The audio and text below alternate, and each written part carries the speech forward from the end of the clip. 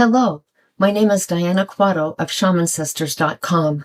My mission is to bring the ancestral and cosmic wisdom of the Americas into everyday modern life to help you reclaim your soul purpose and remember who you are, why you're here, and where you're going as you face life's challenges. A few months ago, I began a new series on oracle cards and how to use them.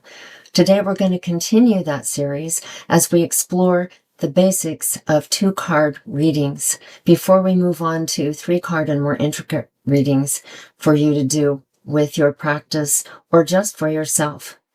Are you ready? Let's get started. The first of the 2-card spread works similarly to the 1-card spread, except that it is more conversational. First, it will help you hear what your soul is calling you to do today, and then it will give you a grounded action to help you fulfill it. So our first question is going to be, what does my soul want me to know right now? Let's shuffle the cards and see what we get. And remember, this is going to be a generic reading. So take only those things that actually resonate with you where you're at today. And again, the question is, what does my soul want me to know right now? What does my soul want me to know right now? What does my soul want me to know right now? This card was left out, so I think it's going to be a qualifier card. And then we'll take it into our 3 piles and spread them out.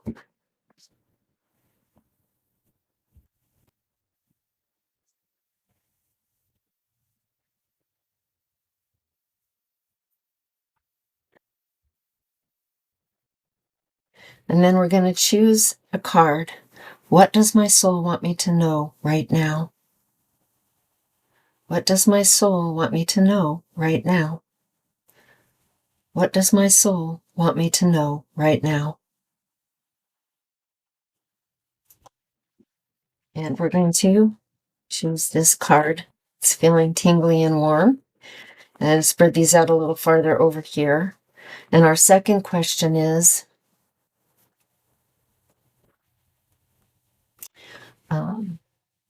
how and what action does my soul want me to take to fulfill this card or this call?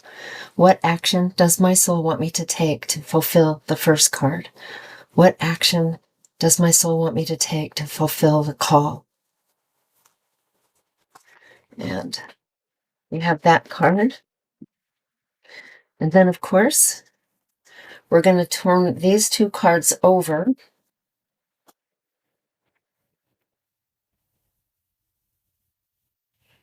And then the qualifier card, I'm going to put it down here like this.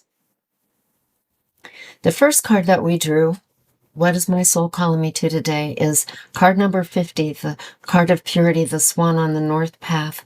And the path of the north in this particular deck, because it's about the medicine wheel, is about the time of the elder, wisdom, great wisdom in connecting with the divine wisdom.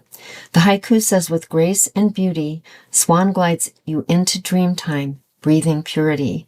And here we see this great vortex sending light down to the center, but into the vortex, there's already a swan flying, and these 2 swans are flying towards it. It's being blessed and guided by the moon, and they're also showing the path to the other swans, that they might follow the path of the north to the divine, to follow more their soul purpose. So I think the message of this card is for you to follow the voice of the divine, follow the wisdom of the elders, and come into your own wisdom. I'm also going to do just a quick look at what it says in the card deck, just in case there's something that really jumps out for this reading today for you. And it's actually the last card in the deck, which to me is the final completion of something that you might be doing, a project, the final step that you need to get to the path on your journey. And it's a place where you can identify with the Native American concept of purity, which is an ancient and powerful spiritual ally for it, is the swan. Its name is one of the oldest in the English language and has passed down unchanged through many centuries. It's a symbol of ancestral wisdom that comes from the time of the life of the elders. This is the wisdom that leads to an awakening in the powers of transformation, grace, inner beauty, intuition, and dream time.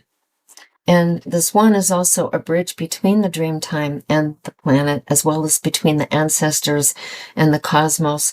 So I think that it's an indication that Spirit wants you to find wisdom from the ancestors, from the elders. It can be you, it can be other ancient cultures at this point in time, to be able to access the next step on your calling, your soul calling, and your mission in life. And then our second card is, how do you do that? We got the creator or center card, the upper world. And in this deck, there are 3 cards that represent the center. The upper world is the world of the divine. So I think it's time for you to become a bridge between the ancestral wisdom and the divine wisdom, and to put that wisdom and those knowledges together. Here on the card, you see Orion, which is the portal or gateway to all 3 worlds, the lower, middle, and upper. So it is right over the center of the card. And we also have the Pleiades, and we also have Star Sirius, which are all really key symbols in Native American cosmology for guiding you to your highest, most fulfilled purpose. And the card says, Native seers say that we come from Sirius, her stardust in our bones. And it's a reminder that we all come from the great central sun. We do have stardust in our bones. We are little suns in our own way, little stars, and all of the cosmos are our brothers and sisters. And it's time to access that wisdom along with the ancestral wisdom. Today is a good day to begin that journey so that you can move more fully on your path to reclaim who you are. And then we also got this third card as a qualifier. We got the card of Otter, number 36. It's a 9 card, which is the completion of something as we go into the beginning. So in order to do this, we want to follow some of the gifts of Otter. We see it here having a balance between the divine masculine and feminine symbols here, with water, the path of water, rising up into the cosmos. But how does Otter do that? The haiku says the playful antics of Otter bring balance to a chaotic world. And I think the way to be able to access this knowledge is through play. And in Native cosmology, playing is a great gift of spirit. It is a way that we can learn best with the softest processes possible. So to be able to access the wisdom of the ancestors, the wisdom of the divine, put them together and to become this bridge of balance in your own life, you need to access play. It's time to do things that bring you joy, make you happy, and fill your life with complete feeling of play. The second type of reading that we're going to be going on to is a spread to help you decide between 2 things. For example, we're going to pretend, so this won't be as much of a generic reading as the one that we just finished was, but we're going to pretend you are making a decision between 2 job opportunities. One is in taking a job working in the health industry as a manager for a doctor's office, and the other is taking a job as a reporter for the local newspaper. So I'm going to switch out decks now, and we're going to work with the Beyond Lemuria deck to get the answer for this. And our first question is going to be, how will the manager at the doctor's office benefit me? And I've already prepared the cards, so I'm going to go ahead and shuffle them now.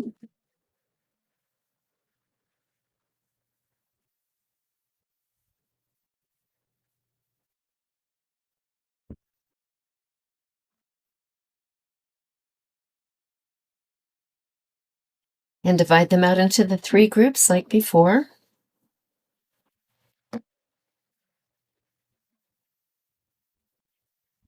And again, I'm going to spread them out. And I put this crystal here to anchor the space as I spread this deck out. And the question is, how will the manager at the doctor's office benefit me? How will the manager at the doctor's office benefit me? How will the manager position at the doctor's office benefit me? I already got a card. This one is the one. And then our second question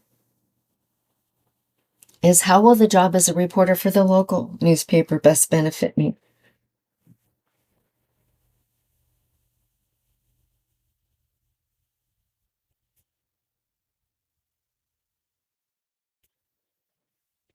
And we have our 2 cards. And once again, we're going to turn them both over.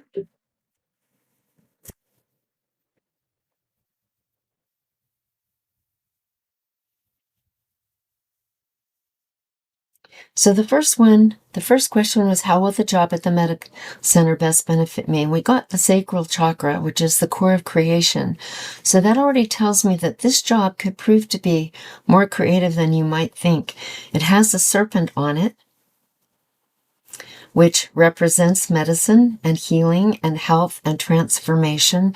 And it has angelic wings coming out of it, which allows me to think that not only will you be able to bring healing to others on the physical, mental, emotional, and spiritual plane, but also to yourself. And then you have these circles and these spirals reaching up into the great central sun, which is the core of our sacral chakra. It's where all of our creations come from and where we bring into our life some very valuable things. It's a card 3, so it would be anchored both on the earth and in the divine and in divinity. So I think this feels like it could be a very beneficial job. And I'm going to read a little bit of what it says. It's when you're working in the health industries, if you're empathic at all, you can take on too much. So this will be a good opportunity to learn how to develop boundaries. And it also says you're invited to revel in the present moment and feel deeply into your senses. The sensuality of being alive, the breeze on your skin, the scent of damp earth, the feeling of fitting perfectly into the temple you call your body. So if you take this job, it's going to be really important to balance your body with your mind and with the work itself. It will be about diving into the depths of the moment and learning to live in the moment with your boundaries and being able to get in touch with your creativity and embrace your natural expression through your work, which will always be a unique expression of yourself. So that's what this job would be like. So now I'd like to take a closer look at the second card. We got Internal Explorer, which is the journalist, which the journalist is an explorer. So it's telling us that you would be able to explore not only the external facts, but you would be able to get in touch with your inner self and really begin to explore that which is within. It's a 32 card, which is a totals 5, which is a card of balance and coming into balance with yourself, with, I think, the internal and external world. So both jobs can bring you a different kind of balance. This one in drawing boundaries, this one in finding your balance between the external things that you'd be working on in the exterior world as a journalist with your internal values and things that you believe to be true. It has a water, almost like a tear here, which is about release. And there could be a great deal of release and other things, but it also has a star on the throat chakra, which is really important as a journalist. It means that you would be able to express your authentic voice through journalism, and that could be very healing for you internally as well as externally. And I'm going to take a quick look at what the card itself says for your benefit. It will bring you into a state of flow and access where you can access not only information on the earthly plane, but also infinite information by going within. Wisdom from the collective conscious, channeling, breaking free from limiting intellect, creative boldness, being guided by the divine spark you already hold, the keys. When we look outside ourselves and surrender to a soft inner focus at the same time, it gains us access to unlimited and more full information and resources. So I think that's really what it's telling you about, to use both mind and multidimensional wisdom if you come into this job, and it's going to actually bring that out for you so that you could grow both in balance with the inner world and the outer world of facts and truths. So really, both jobs would be good for you. If I'm doing this as a card reading for you, one will bring out your creativity more, and one will bring out your authentic voice more. So whichever area you're drawn to more is the one you should accept as a job. Or if you are going on 2 job interviews, go on the 2 job interviews and see which one feels better to you, whether the creativity and the boundary drawing here and the ability to help people through healing, or being able to help people by bringing out the authentic voice of your truth. And it's wonderful because you would be in a no-lose situation. It's a win-win no matter what you choose. It's just what you want to put your emphasis on and what lessons you feel would be more valuable for you to gain, and also which way you would prefer serving. So that would be your 2-card reading. Now that you've learned the basics of 2-card readings, you're ready to move on to 3-card readings, which will take us a little bit more time to explore, as there's so many more possibilities with that. And then after that, we will be ready to move on to more intricate readings so you can expand yourself and your ability to read for yourself and for others. If you enjoyed this video, please hit the like button and share it with your friends. It helps me to be able to bring more content like this to you and to others. And don't forget to subscribe to the channel so you don't miss a single download. Meanwhile, I will catch you next time. Blessings and light.